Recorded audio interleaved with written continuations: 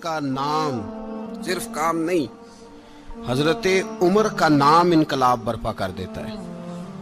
حضرت عمر کا نام کفر کے ایوانوں میں جبر، ظلم، شرک کی وادیوں میں جب حضرت عمر کا نام بھی لیا جائے تو بے ایمان کانپنا شروع ہو جاتے۔ حضرت عمر فاروق رضی اللہ تعالی عنہ، حضرت عمر معمولی شخص نہیں،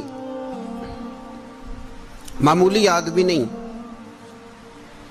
کچھ لوگ صدیوں کے بعد پیدا ہوتے ہیں اور کچھ لوگ ایسے ہوتے ہیں جو ایک ہی بار پیدا ہوتے ہیں، ان جیسا دوسرا پیدا ہوتا ہی نہیں، دوسرا ان طرح کا پیدا ہوتا ہی۔ حضرت عمر رضی اللہ تعالیٰ عنہ جیسی شخصیات پیدا ہی نہیں ہوتی دوبارہ۔ سارے صحابہ در رسالت مآب پہ خود آئے۔ یہ وہ عظیم شخص ہے جسے اللہ کے محبوب نے اللہ سے مانگ کے لیا، کہا اے اللہ یہ مجھے دے دے، اللہ سے مانگ کے لیا ہے۔ اس لیے صوفیاء کہتے ہیں کچھ مرید ہوتے ہیں، کچھ مراد ہوتے ہیں، کچھ مرید ہوتے ہیں، کچھ مراد ہوتے ہیں۔ مرید وہ ہوتا ہے جو چل کے آتا ہے، آ کے مرید ہوتا ہے۔ مراد وہ ہوتا ہے جسے کہا جاتا ہے کہ یہ کبھی میرا بن جائے نا، یہ کبھی آ جائے نا، میرا بن جائے، اس کو مراد کہتے ہیں۔ حضرت عمر مصطفیٰ کریم کی مراد ہیں، حضور کی مراد ہے۔ اللہم اعز الاسلام بے اسلام عمر ابن خطاب، اے اللہ اسلام کو عزت دے دے، میرے عمر کو کلمہ پڑھنے کی توفیق عطا فرما دے۔ اور کیسے دعا مانگی؟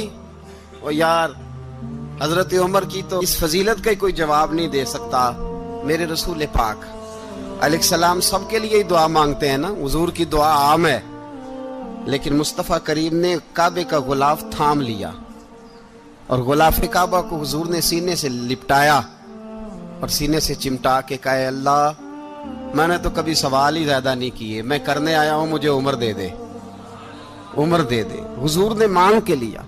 اور پھر جب جس کو حضور مانگے اللہ سے کہ حضرت عمر رضی اللہ تعالیٰ عنہ کا آج یوم شہادت ہے، میرا تو دل کرتا تھا کہ فجر سے باتیں شروع ہوں اور سارا دن ہی عمر کی باتیں ہوتی رہیں، سارا دن جناب عمر کی باتیں، سارا دن، اس لیے کہ ذکر جناب عمر کا ہوگا پر راضی اللہ کے رسول ہوں گے صلی اللہ تو جاگ کے بیٹھے، خوش ہو کے بیٹھے۔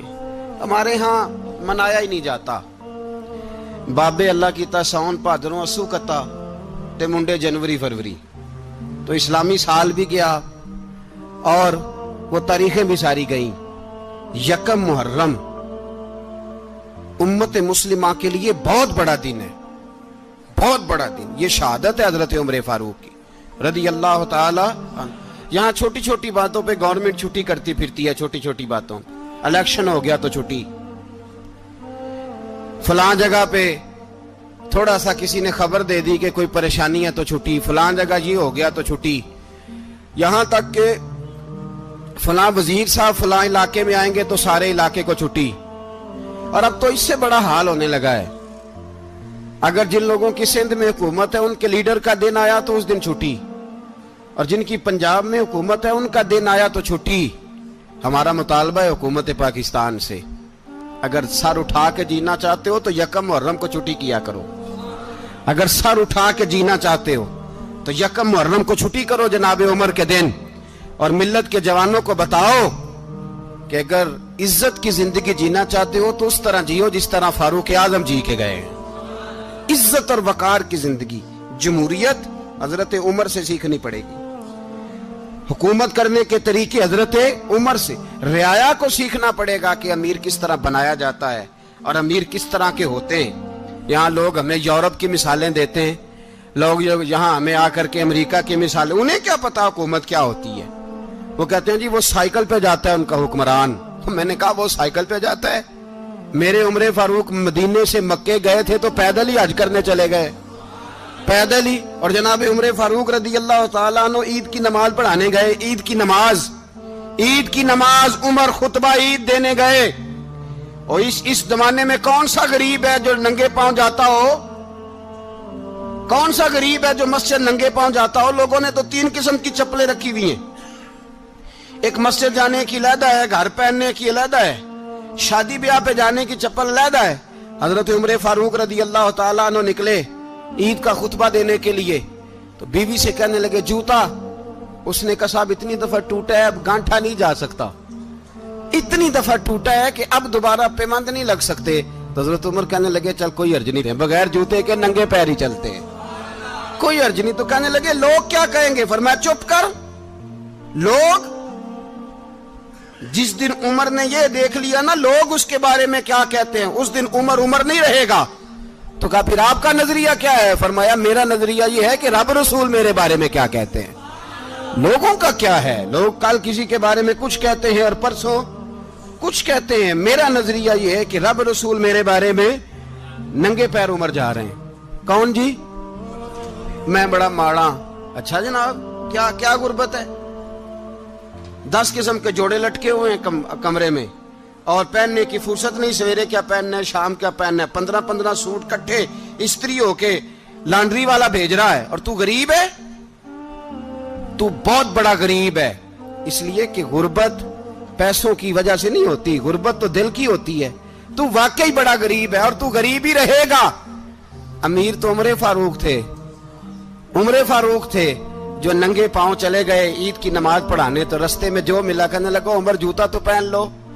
فرمایا تمہیں عمر کا جوتا نہ پہننے کا نقص تو نظر آیا ہے، کوئی حرج نہیں، اگر عمر کو کبھی بتانا ہوا تو وہ والا نقص بتانا جو عمر کی سیرت میں پیدا ہو، کردار میں پیدا ہو، وہ والا نقص بتانا، یہ چھوڑو جوتے آتے جاتے رہتے۔ ننگے پاؤں گئے، پاؤں دھوئے، نماز پڑھائی، لوٹ آئے۔ او بھائی یہاں تو ہمارا بناؤ سنگار اترنا، جتنی توجہ کپڑوں کی طرف ہے اتنی توجہ کبھی ہماری علم کی طرف ہوتی نا، جتنا ذوق شوق ہمارا بناؤ سنگار کی جانب ہے، اتنا بناؤ سنگار کبھی ہمارا اخلاقیات کی جانب ہوتا تو معاملات بڑی حد تک سنورے ہوئے ہوتے۔ حضرت سیدنا فاروق اعظم رضی اللہ تعالی اپنی زندگی کو ترتیب دیا۔ ایک دن بھی خلافت نہیں مانگی اللہ سے۔ حضرت عوف بن مالک اشجعی ایک صحابی ہیں، حضرت عوف بن مالک رضی اللہ تعالیٰ عنہ فرماتے ہیں کہ جناب ابو بکر صدیق کا زمانہ تھا تو میں نے خواب دیکھا، میں نے خواب میں جناب عمر کو دیکھا، اور میں نے دیکھا کہ کوئی کہنے والا کہہ رہا ہے کہ عمر وہ ہے کہ اللہ کے رستے میں کوئی اسے جتنا مرضی برا بھلا کہے یہ پرواہ نہیں کرتا۔ کس کے رستے میں؟ بولے سارے۔ اس کا مطلب ہے اللہ کے رستے میں لوگ برا بھلا بھی، قرآن مجید نے کہا وَلَا يَخَافُونَ لَوْمَةَ لَائِمٍ، کچھ لوگ ایسے ہیں جو برا بھلا کہنے والوں کی پرواہ نہیں کرتے۔ آپ یقین کریں اگر پرواہ شروع ہو جائے نا تو دین کا کام ختم ہو جائے، نہ کوئی تقریر کرے، نہ کوئی تدریس کرے، نہ کوئی پیری مریدی کرے، ختم ہو جائے اگر باتوں کی پرواہ ہو۔ لیکن وہ پرواہ، حضرت عوف بن مالک اشجعی کہتے ہیں میں نے خواب میں دیکھا کہ عمر وہ ہے جو کسی کی پرواہ، اور دوسری بات میں نے یہ دیکھی کہ عمر خلیفہ بنے گا، اور تیسری بات میں نے خواب میں یہ دیکھی کہ عمر شہید بھی کیا جائے گا، عمر شہید بھی ہوگا۔ یہ میں نے 3 باتیں خواب میں دیکھی۔ فرماتے ہیں میں نے آ کے خواب حضرت ابو بکر صدیق کو سنائی، وہ خلیفہ تھے۔ وہ کہنے لگے ٹھہر جا، میں عمر کو بلاتا ہوں، اس کے سامنے دوبارہ سنانا، اس کے سامنے۔ فرماتے ہیں میں نے بلایا حضرت عمر فاروق کو، آ کے بیٹھے، خواب شروع ہوا۔ کہ ایک بات تو میں نے یہ دیکھی کہ آپ ملامت کرنے والے کی پرواہ نہیں کرتے، دوسرا آپ خلیفہ بنے گے۔ جناب عمر کہنے لگے چپ کر، ابو بکر کے سامنے ہی کہہ رہا ہے، چپ کر، خلیفہ کے سامنے ہی کہہ رہا ہے۔ تو حضرت ابو بکر صدیق کہنے لگے عمر اسے کہنے دو، مجھے لگتا ہے رب کی رضا یہی ہے کہ میرے بعد اگر مصطفیٰ کا منبر ملے تو عمر کو ملے، اسے کہنے دو۔ یار یہاں تو لوگ ڈینگے مارتے ہیں، یہاں تو لوگ دعوے کرتے ہیں میرے سامنے فلانے کو بھی بٹھاؤ، فلانے کو بھی بٹھاؤ، اس کو کیا پتا، اس کو کیا پتا، یہ تو بڑکے مارنے کا دور ہے۔ حضرت عمر رضی اللہ تعالیٰ عنہ کو تیسری بات کہی، حضرت عوف بن مالک نے کہا آپ شہید کیے جائیں گے، میں نے خواب دیکھی ہے۔ نیک لوگوں کے خواب بڑی حد تک سچے ہوتے ہیں۔ کہا میں نے خواب دیکھی ہے۔ تو حضرت عمر کہنے لگے شہید تو دلیر لوگ ہوتے ہیں، شہید تو دلیر، جسے سارا زمانہ دلیر کہہ رہا ہے وہ اپنے بارے میں کیا کہہ رہا ہے؟ کہتے ہیں شہید تو دلیر، میں تو کاہل سا آدمی ہوں، سست آدمی ہوں، میں تو اتنا کام ہی نہیں کرتا، تو یہ خواب تو نے جو دیکھا ہے نا پھر سے دیکھنا. تو ابو بکر صدیق فرمانے لگے عاجزی نہ کر, انکساری نہ کر, تو جو کہہ رہا ہے ٹھیک کہہ رہا ہے, لیکن مجھے سن کے شکر بھی ہوا ہے اور افسوس بھی ہوا ہے. افسوس اس بات کا کہ تیرے جیسا بطل عظیم چلا جائے گا, اور شکر اس بات کا کہ رب تجھے زندگی بھی اعزاز والی دے گا, اور شہادت کی موت دے کے اللہ تجھے موت بھی عزت والی عطا فرمائے گا.